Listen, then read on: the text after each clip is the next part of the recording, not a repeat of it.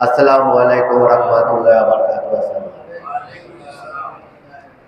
আমি মোকাররম হোসেন সাজ্জাদ, এই এলাকারই সন্তান। আমার মরহুমা মা এই গ্রামে জন্মেছে, সেই সূত্রে আমিও এই গ্রামে জন্মেছি। এটা আমার মাতৃভূমি। এই মাতৃভূমিতে দাঁড়িয়ে আমি দু একটি কথা বলতে চাই। এই বারোটলা মসজিদে যিনি জমি দান করেছেন, পূর্বে যারা এই মসজিদটি নির্মাণ করার জন্য সহযোগিতা করেছেন এবং পূর্ব কমিটি যারা ছিলেন, বর্তমানে যারা এই কমিটিতে আছেন, যারা বেঁচে আছেন, তাদেরকে আল্লাহ তাআলা যাতে দীর্ঘায়ু করে এবং তাদেরকে ন্যাক হায়াত দান করে, যাতে এই মসজিদের সংস্কার কাজ সবসময় করে যেতে পারে, মসজিদের সেবা করে যেতে পারে।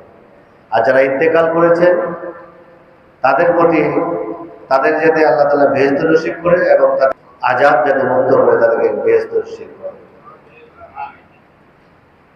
আপনারা জানেন, আসন্ন জিঞ্জিরা ইউনিয়ন পরিষদ ইলেকশনে আমি একজন চেয়ারম্যান প্রার্থী।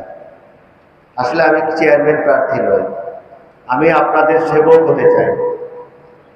আপনাদের কাছ থেকে, আপনাদের মাধ্যমে, আপনাদের কাছে থেকে যাতে আমি সেবায় নিয়োজিত থাকতে পারি। আপনারা এই জিঞ্জিরা ইউনিয়নের প্রায় ৭৮,০০০ ভোটার, ৩.৫ লাখ লোকের বসবাস। এই জিঞ্জিরা ইউনিয়নের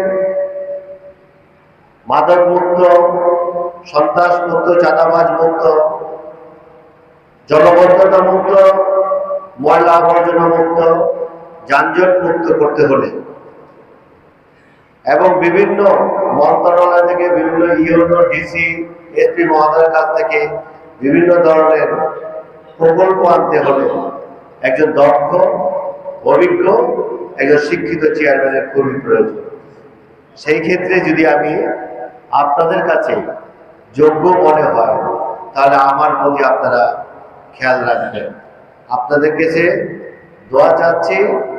এবং আমি যেহেতু এই গ্রামে জন্মেছি, আমার এই গ্রামে চলার পথে অনেকের সাথে অন্যায় আচরণ করতে পারি, অনেকের মনের কষ্ট দিয়ে থাকতে পারি।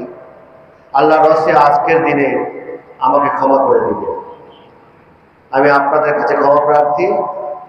এবং পরিশেষে আমাদের হুজুর মহোদয় যে বয়ানটুকু করলেন, অত্যন্ত চমৎকার এবং আমাদের হেদায়েতমূলক বয়ান করেছেন। আমরা তার জন্য দোয়া করব এবং উনি যাতে আমাদেরকে সবসময় এই হেদায়েতমূলক বক্তব্য দিয়ে যে আমাদেরকে সেবা করতে পারেন, আমাদেরকে অন্তত গুনাহ থেকে মুক্ত করতে পারেন, এই আশায় রাখছি। পরিশেষে আপনাদের কাছে এই উন্নত, একটি আধুনিক, একটি মানবিক, একটি ইনসাফ, একটি ন্যায় বিচারের ইউনিয়ন গড়তে হলে আবারও যদি আপনারা আমাকে যোগ্য মনে করেন, তাহলে আপনারা আমাকে খেয়াল রাখবেন। এই বলে আমার বক্তব্য শেষ করছি। আসসালামু আলাইকুম ওয়া রাহমাতুল্লাহি ওয়া বারাকাতুহু।